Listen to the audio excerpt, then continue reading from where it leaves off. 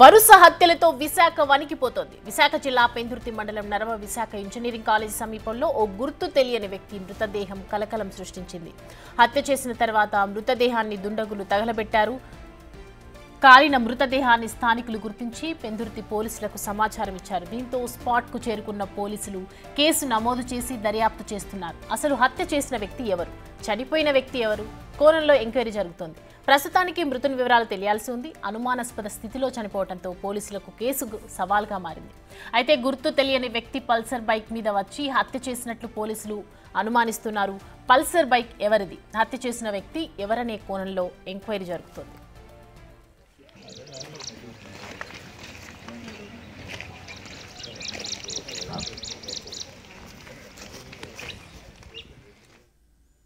ఈ అంశానికి సంబంధించి పూర్తి డీటెయిల్స్ మా ప్రతినిధి నాయుడు అందిస్తారు. నాయుడు, అసలు చనిపోయిన వ్యక్తి ఎవరు, చంపేసిన వ్యక్తి ఎవరు అనే కోణంలో ఎంక్వైరీ జరుగుతుంది. ఏమైనా వివరాలు బయటికి వచ్చాయా? అండ్ ఈ ఘటన ఏ విధంగా వెలుగులోకి వచ్చింది?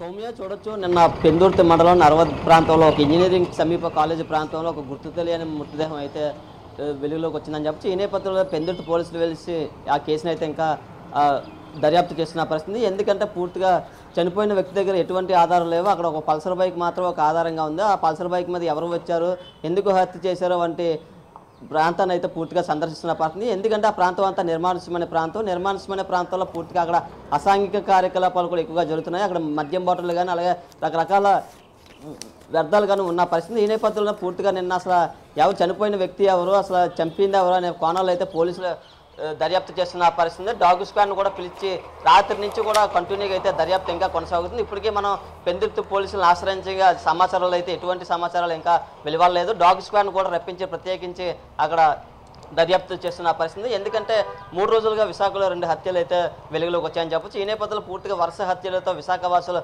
భయాందోళనకు చెందుతున్నారు. ఈ నేపథ్యంలో క్రైమ్ రేటు తారస్థాయికి పెరగడంతో సిపి కూడా ఎక్కువగా దీనిపై దృష్టి పెట్టినట్లయితే తెలుస్తుంది. ఒక కేసు అప్పన్న కేసు పరిష్కరించిన లోపే పూర్తిగా మరో మర్డర్ కేసు నమోదవడంతో పూర్తిగా పోలీసులకే సమస్యగా మారిందని చెప్పొచ్చు. ఎందుకంటే విశాఖ అనేది ఒక ప్రశాంతమైన నగరం. అలాంటి ప్రశాంతమైన నగరంలో ఇలాంటి హత్యలు జరగడంపై నగరవాసులు భయపడుతున్నారు. ఏ సమయానికి ఏం జరుగుతుందో తెలియని పరిస్థితి అయితే ఉందని చెప్పవచ్చు. నగరంలో ఉండాలంటే భయపడే పరిస్థితి ఏర్పడిందని చెప్పొచ్చు. ముఖ్యంగా పూర్తిగా ఒక హత్య అంటే చాలా ఈజీగా అయిపోయిన పరిస్థితి అయితే ఉందని చెప్పొచ్చు. అయితే పెందుర్తి కేసు విషయంలో పూర్తిగా గుర్తు తెలియని మృతదేహం వెళ్ళింది. ఆయన ఏజ్ 30 సంవత్సరాలుగా గుర్తించారు. అదొకటే మనకి ఇప్పుడు వచ్చిన తాజా సమాచారం అయితే తెలుస్తున్న పరిస్థితి. అయితే ఆ వ్యక్తి ఎవరో, చనిపోయిన వ్యక్తి ఎవరో ఇంకా తెలియని పరిస్థితి. ఆ మృతదేహాన్ని విశాఖ కేజీకి తీసుకొచ్చి ఇక్కడ పోస్టుమార్టం ఇవ్వడం జరిగింది. పోస్టుమార్టం రిపోర్ట్లో వస్తే కానీ పూర్తిగా హత్య లేకపోతే ఎవరైనా చంపారనేది అయితే ఇంకా బయటికి వెలవలేదు. ఈ నేపథ్యంలో ఏసీపీ ప్రత్యేక బృందాలుగా ఏర్పడి పోలీసులు ఒక టీముగా ఏర్పడి దీన్ని దర్యాప్తు చేస్తున్న పరిస్థితి. అక్కడ హత్య జరిగిన ప్రదేశం చూసుకుంటే ఎంతో నిర్మానుష్యమైన ప్రాంతం, ఎవరు రాలేని పరిస్థితి ఉంది.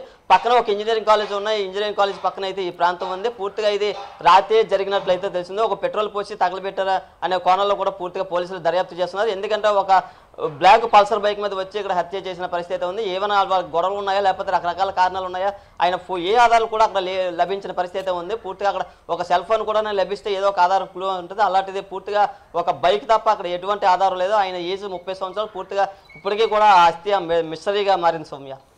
Right Naidu, thanks for the updates.